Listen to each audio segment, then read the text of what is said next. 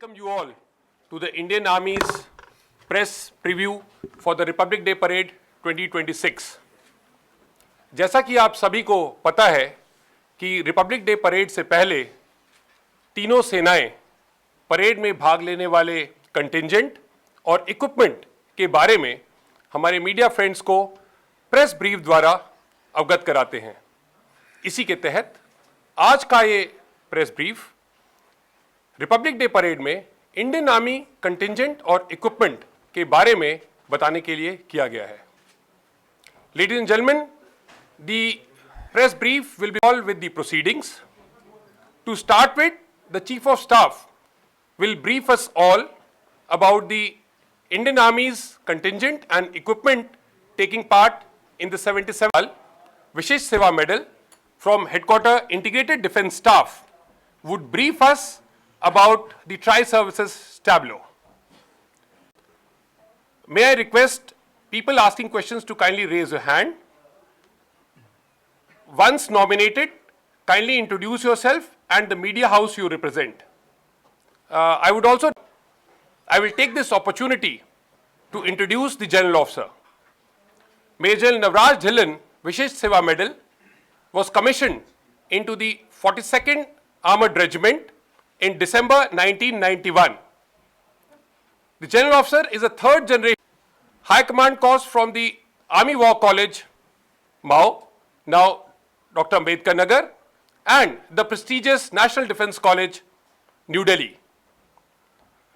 For his distinguished service spanning over 3.5 decades, including various staff, instructional and command tenures, in May last year.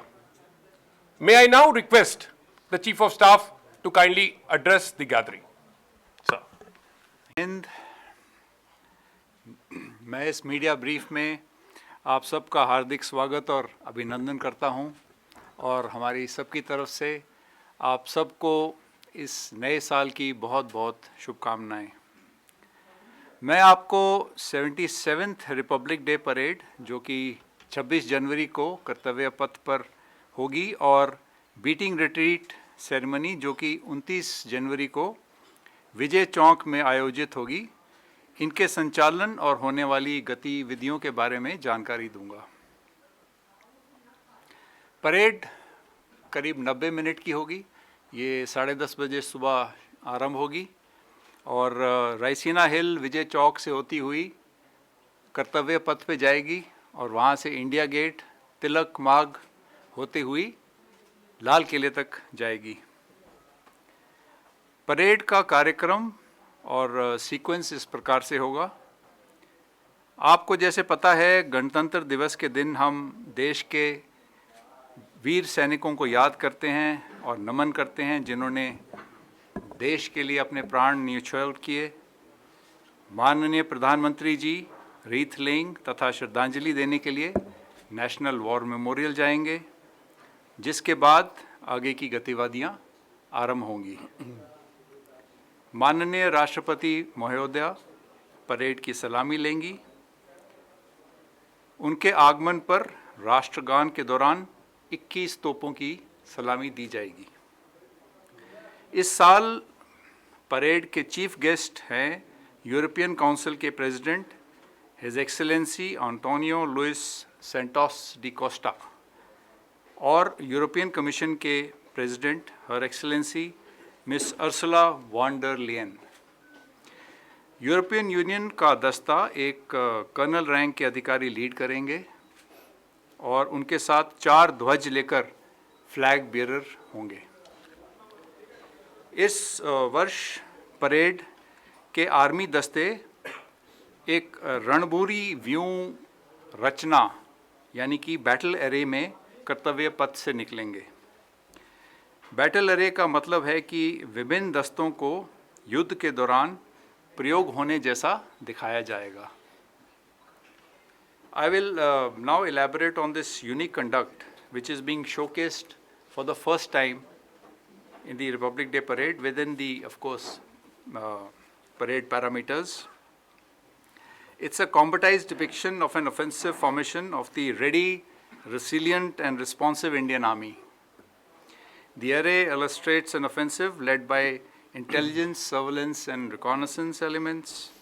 The mechanized forces with an aerial support aviation component is the immediate combat and battle-shaping punch in this formation that is being depicted.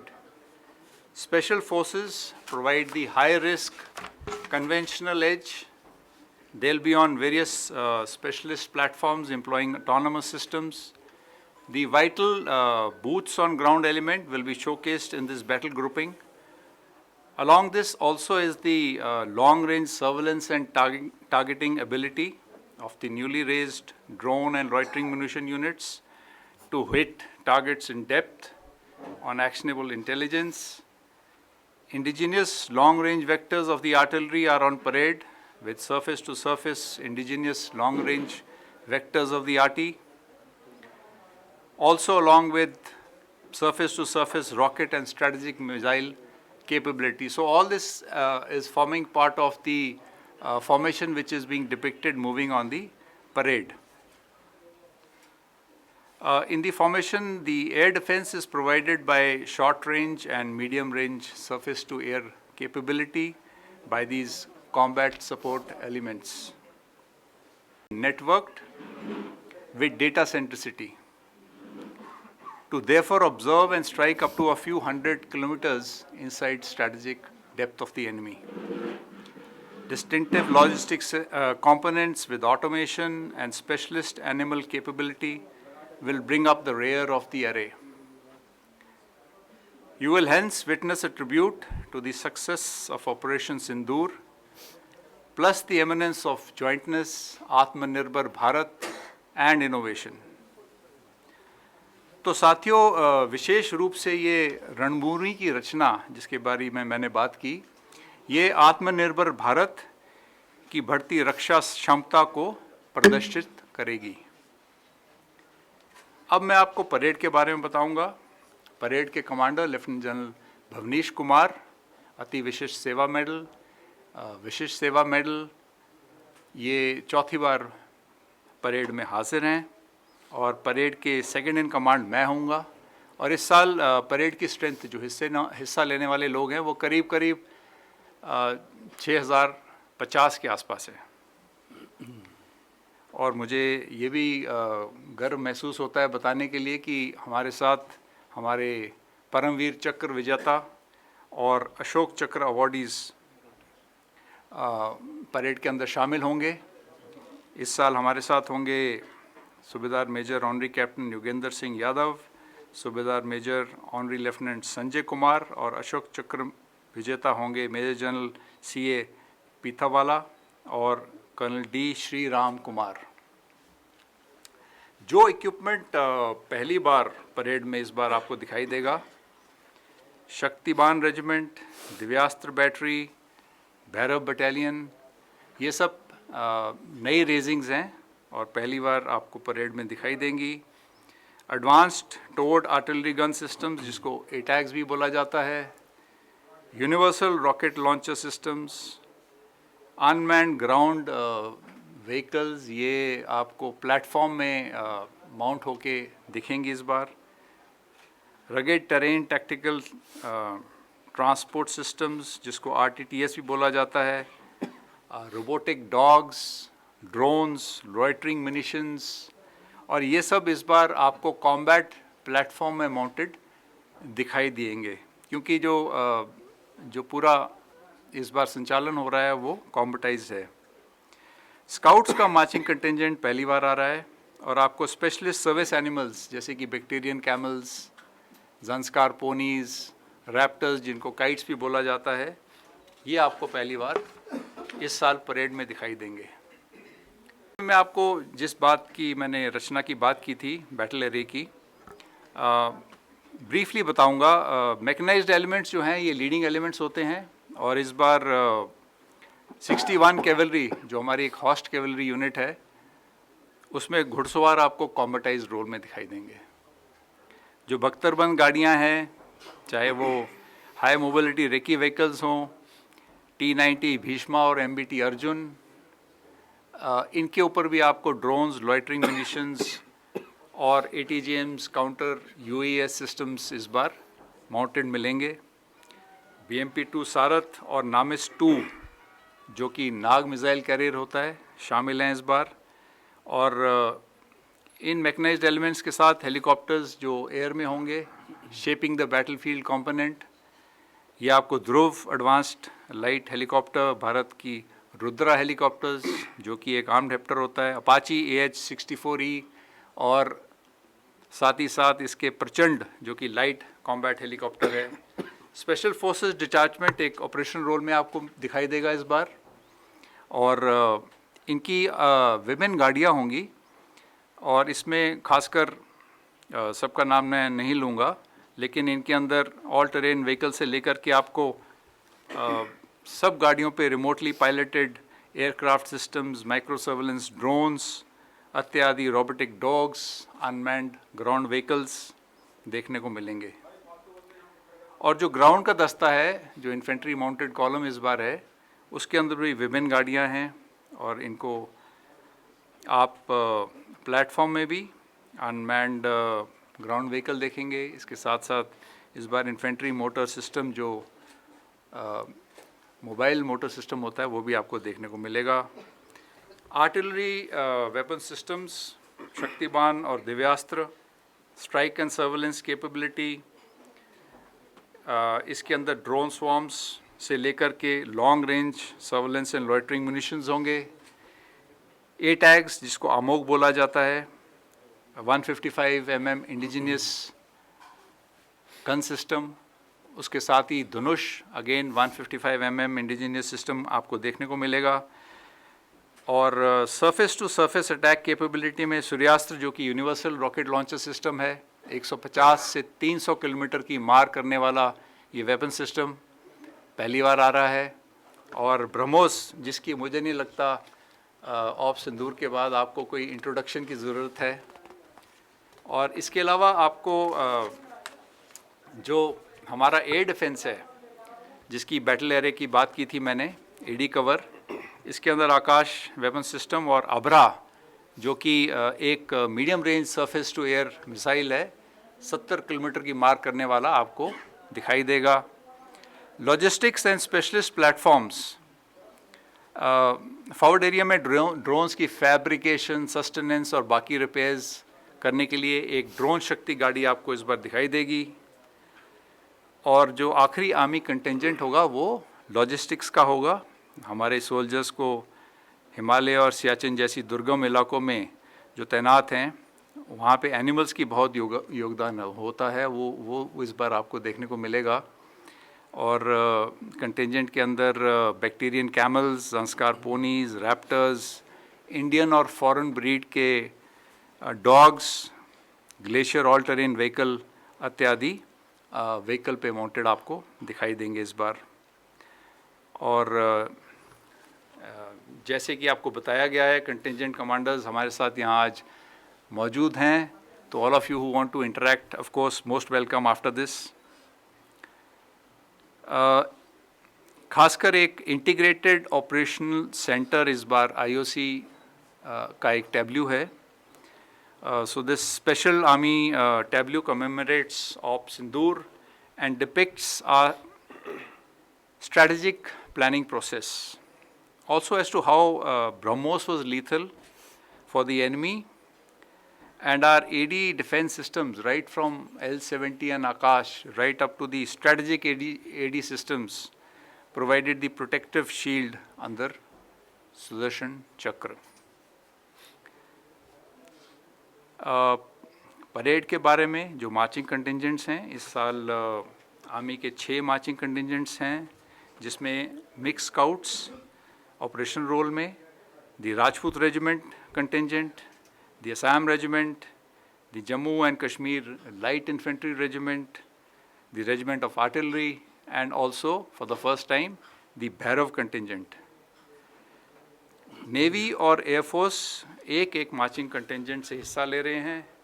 और इसके अलावा CISF, CRPF, IDBP, coast guard, Delhi police, BSF हमेशा की तरह जिनके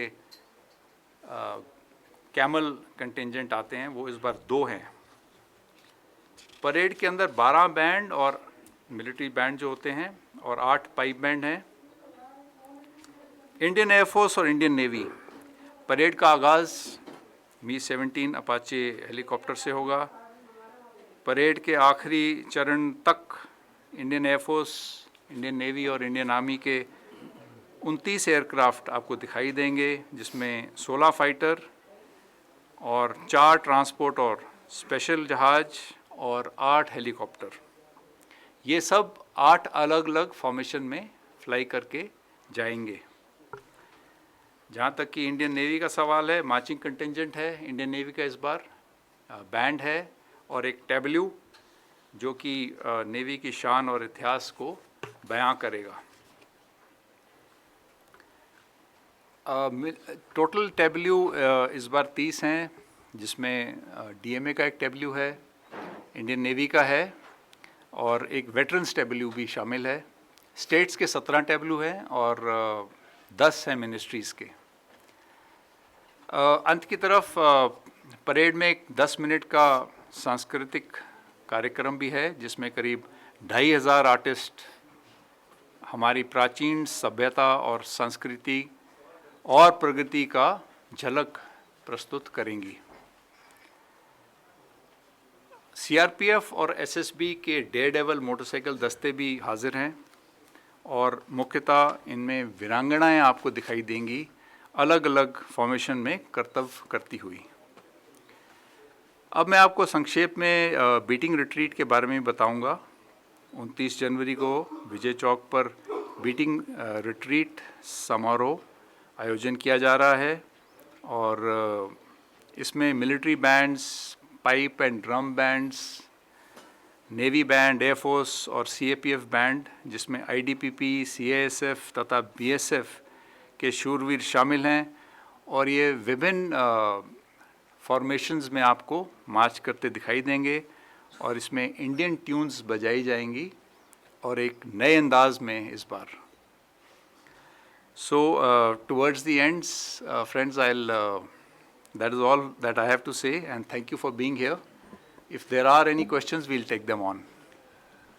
Sir, with the permission, before we take तरफ से आप सबको इस साल 2026 में जो झांकी जो हेडक्वार्टर आईडीएस की तरफ से प्रस्तुत की जा रही है, उसके बारे में अब अवगत कराऊंगा। ये बहुत ही अरसे के बाद हुआ है कि किसी झांकी को हमने एक थीम दी है और इस साल की थीम है ऑप सिंदूर, विक्ट्री थ्रू जॉइंटनेस, यानी कि ऑपरेशन सिंदूर, संयुक्तता के माध्यम से विजय। Operation Sindoor unfolded over 88 hours as a calibrated assertion of national resolve. Through air information dominance, precision strikes, neutralized terror launch infrastructure, command and control nodes, logistics hubs, air defense elements and ammunition storage, delivering decisive outcomes with minimum collateral damage. And India's message was unambiguous, that is, terror and blood will not flow together. This tri-service tableau, presented by Headquarter IDS, showcases the integrated application of force in Op Sindoor. The front section depicts the Su-30 MKI launching BrahMos, the deterrence posture of S-400, M777, L-70 Akash missile systems, and the rear section highlights the Rafale strikes and destruction of enemy air defense by kamikaze drones. You will also see the Warmate drone being depicted, and a person controlling the same will be on the tableau. We have tried to make a symbolic border in between, and you will see the entire action unfolding right in front of your eyes on this tableau. If you see it from the right to left, you will see the east is India and west is, of course, Pakistan. We have a 3D model which is just placed just outside in the corridor. If you have any more questions, we would be delighted to answer it there. This operation, powered by Brand India Defence, shows that indigenous systems are not just catching up, but they are also leading. It highlights a nation where tri-service interoperability, civil-military fusion, decisive retaliation and real-time coordination from the backbone of power projection.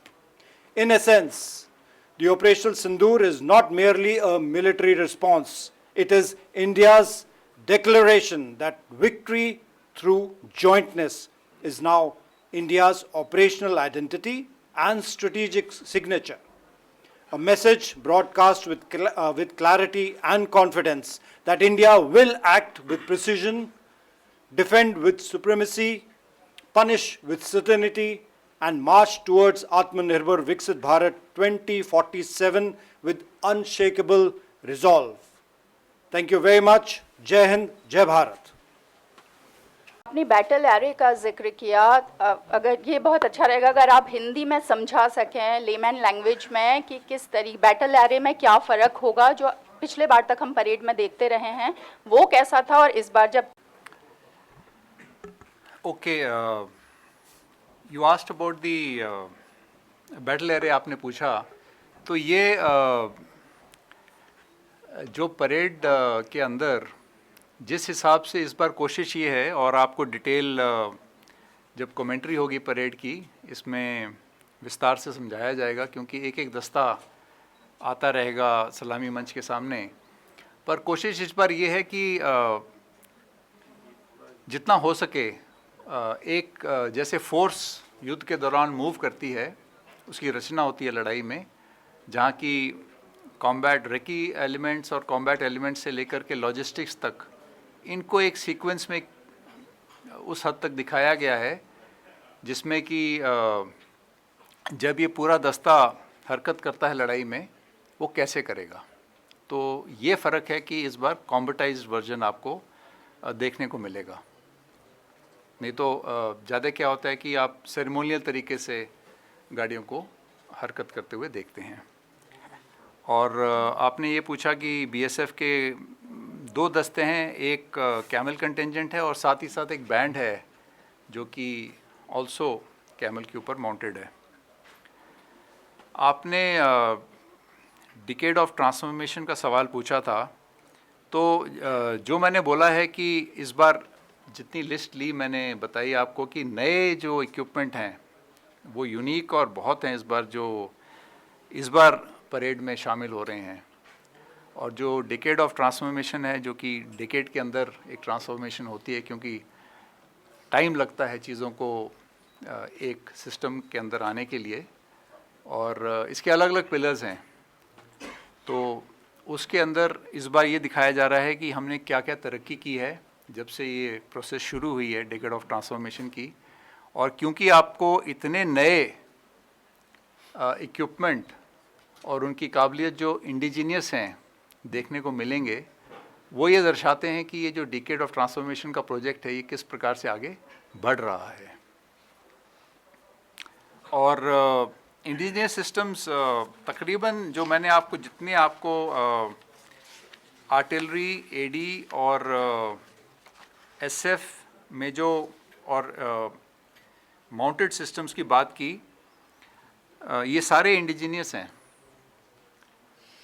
और ये जितने मैंने पूरे mechanised element से नाम लिए हैं ये सब इंडिजीनियस वेपन्स हैं।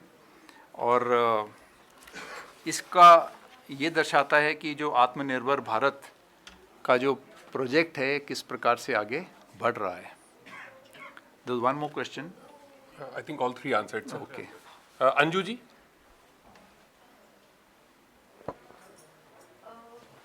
Mic is there. सर, जो ऑपरेशन सिंदूर के ऊपर डेडिकेटेडली जो एक झांकी निकाली गई है, एक बार सर उसको थोड़ा सा एक्सप्लेन कर दीजिए कि उसमें किस तरीके से पूरे ऑपरेशन को दिखाया गया है। Thank you for your question ma'am. Operation Sindoor तो आज हर एक बच्चे के जुबान पे है। ये ऑपरेशन इस झांकी में थोड़ा कॉम्पैक्ट व्यू में दिखाया गया है कि किस तरह से ट्राई सर्विसेज ने एक साथ मिल के फॉर द फर्स्ट टाइम, ऐसा नहीं था कि इससे पहले जॉइंट ऑपरेशन नहीं हुए थे, पर इस लेवल की जो जॉइंटनेस इसमें दर्शाई गई है वो आज से पहले कभी नहीं हुआ था। जो हम इसमें दिखाना चाह रहे हैं झांकी में कि एयरफोर्स एलिमेंट्स हैं, नेवी, आर्मी, सबके जो महत्वपूर्ण एलिमेंट्स हैं।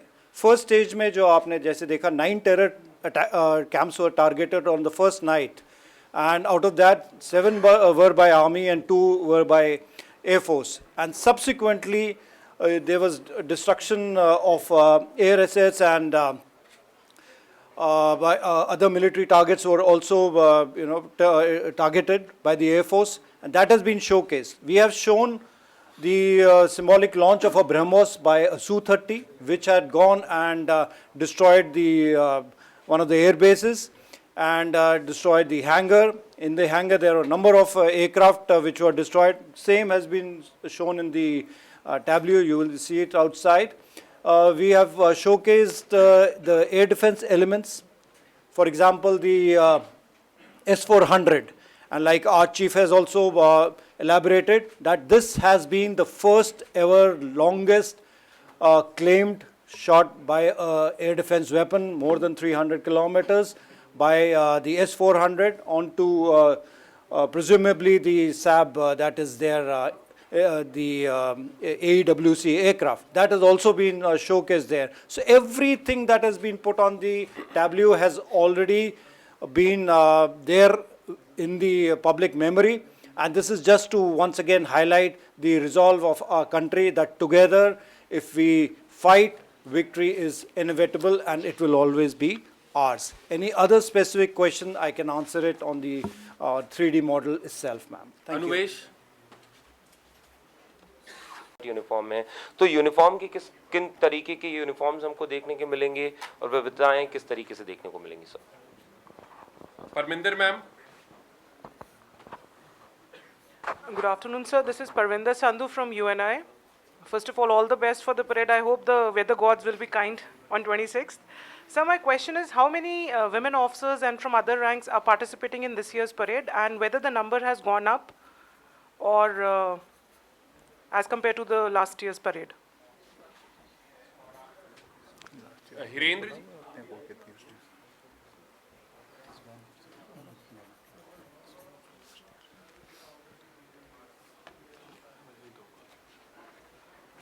ओके, पहला आपका सवाल था कि यूनिफॉर्म्स जो विभिन्न यूनिफॉर्म हैं, इस बार आपको पहला जो दस्ता है जो 61st कैवलरी का मैंने बताया, वो अपने सेरेमोनियल ड्रेस में आते रहे हैं। इस बार कॉम्बैट में आपको मिलेंगे, एक युद्ध के अभ्यास में आपको नज़र आएंगे। और काफ़ी दस्ते जैसे कि जो गाड़ियों के ऊपर माउंटेड आप लोगों को इस बार कॉम्पिटाइज्ड वर्जन मिलेगा। और आपने एक स्काउट्स का दस्ता देखा होगा जो कि एक वाइट किस्म के ड्रेस में आ रहा है, जो कि उनका ऑपरेशनल ड्रेस है। और इसके अलावा जो बाकी दस्ते हैं जिनका जो सेरेमोनियल में हैं, जैसे मार्चिंग कंटिंजेंट्स हैं, वो अपने हमेशा की तरह सेरेमोनियल ड्रेस में होंगे। और इस बार हमारे बैंड और बाकी दस्ते भी, क्योंकि आपको पता है कि इस बार राष्ट्रगीत वंदे मातरम का 150वां सालगिरह है और इसको हम इस पूरे साल मना रहे हैं। और इस गीत का आदर और सम्मान परेड के शुरुआत से लेकर के एंड तक हो रहा है। और इसमें हमारे बैंड भी जो हैं वो ट्यून बजा रहे हैं। दूसरा आपका सवाल था regarding the women participation.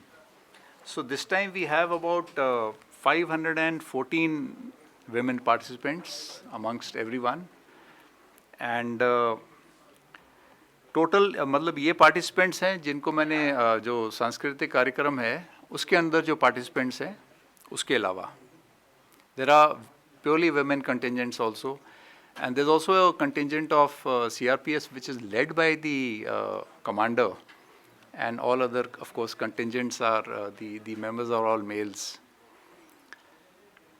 Any other questions? Rishikesh.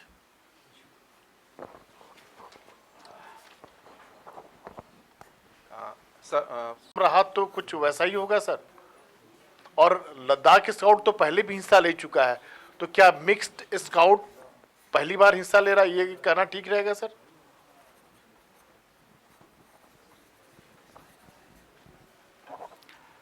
हाँ जी, ये जहाँ तक कि आपका पहले का सवाल है, मैं ये सवाल का आंसर पहले देता हूँ कि जो बैटल एरे है, जो मैंने समझाया कि ये रिकॉनेसेंस एलिमेंट से लेकर के लास्ट तक लॉजिस्टिक्स एलिमेंट्स दिखाए जा रहे हैं, इसके अंदर एक छोटा सा ही चेंज है जिसमें कि टैंक हमेशा आगे आते रहे हैं। इस बार उनके सिर्फ आगे एक कुछ रेकी का दस्ता दिखाया गया है, इतना ही फ़र्क है। बाकी सीक्वेंस में उसके बाद टैंक ही आ रहे हैं और लास्ट में लॉजिस्टिक्स एलिमेंट्स होंगे। दूसरा आपने जिक्र किया कि ये जो स्काउट्स का जो कंटिंजेंट है वो मिक्स्ड है। इस बार 6 अलग अलग स्काउट्स होते हैं आर्मी में और ये उनका मिश्रण है और ये एक अलग ड्रेस में इस बार आपको दिखाई देंगे। जहाँ तक कि फ्लाई पास्ट का सवाल है, आज का मौसम का फोरकास्ट पहले से ही था और इस मौसम में हवाई जहाज़ इस परेड के फॉर्मेट में और हेलीकॉप्टर नहीं आते हैं। और जो पहले भी किसी ने पूछा था ये सवाल, 26 का वेदर फोरकास्ट ठीक है तो उस दिन आपको पूरा फ्लाई पास्ट देखने को मिलेगा। Anything else that they were asked? Rajiv sir का जो क्वेश्चन था बैटल एरे, उसमें मैं समझना चाह रही हूँ, जैसा आपने बोला कि जो रैकी का एलिमेंट है वो आगे रहेगा, फिर टैंक रहेगा, लेकिन ये पूरा तो बैटल एरे नहीं फिर आप शो कर रहे हैं, क्योंकि रैकी के बाद इन्फेंट्री, स्पेशल फोर्स, आरटी, हाँ जी, जितना मैंने that's why I said within the parade parameters what best can be shown. Any further clarifications on battle array can be taken while we interact subsequently after this. Shivani, probably the last set of questions. Shivani. Good afternoon, sir. I'm Shivani Sharma from India Today. Sir, I just want to know that we are celebrating the victory of Operation Sindoor in the tableau and also in terms of weapon systems. What are the weapon systems that are making debut and that were used in the Operation Sindoor? The new drones, kamikaze drones, and also the air asset, the Apache. How many of them are there in the fly past?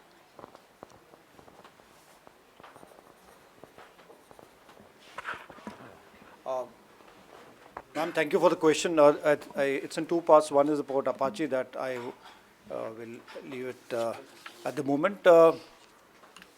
The tableau is showcasing the equipment that were there in were used in Operation Sindoor, but please also be aware that it's a sensitive thing that we cannot obviously disclose all the platforms that had taken part. So whatever has been showcased has definitely taken part, and new things like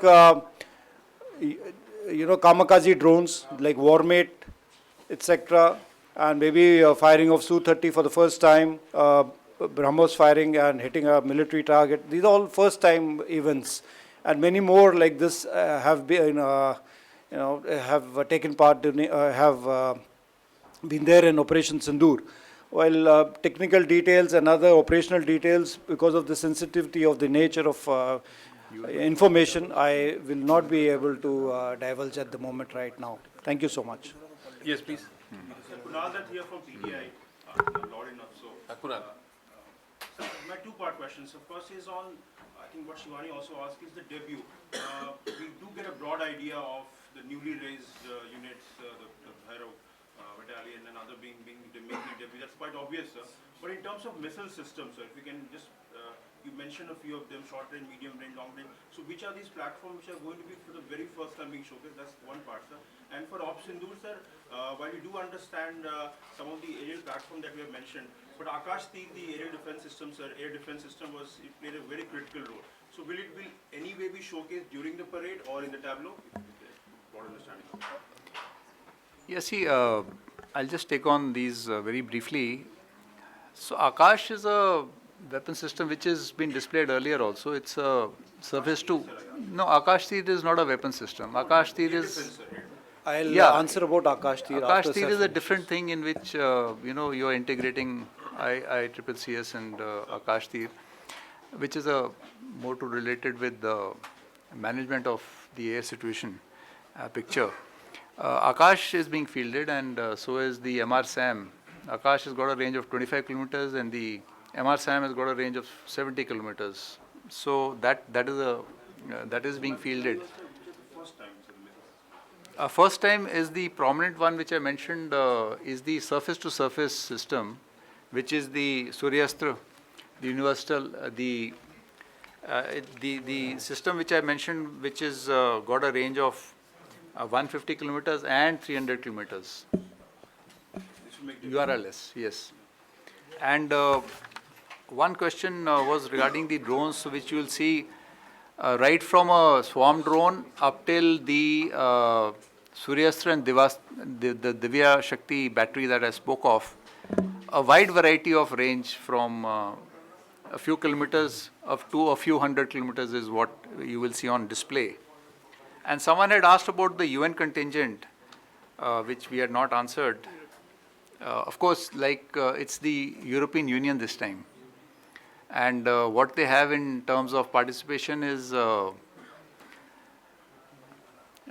one colonel who's leading the detachment with 4 other officers who are going to be the flag bearers, and they're going to be on 3 different vehicles. Probably, sir, we'll close in with this. Should there be any further questions, it can be taken during the lunch. Sir, we have amongst us...